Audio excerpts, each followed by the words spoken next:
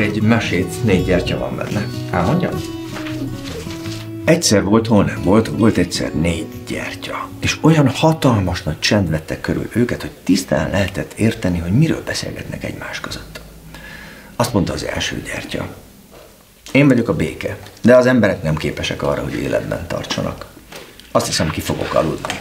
Néhány pillanattal később már csak egy vékonyan füstölgő kanóc emlékeztetett a hajdan fényesen tündöklő lángra.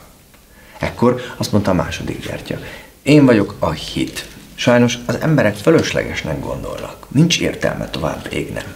És a következő pillanatban egy enyhe fuvallat el is fújta a lángot.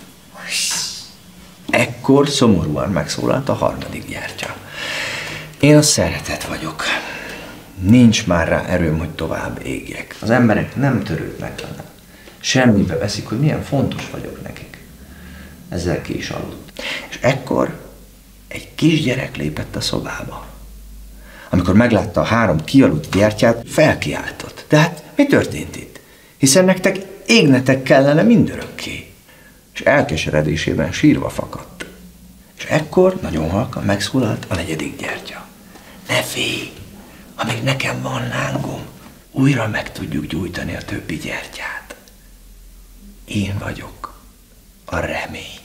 A kisgyerek arca felderült, megragadta a még égő gyertyát, és a lánggal újra életre keltette a többit. Palacsinta? Igen.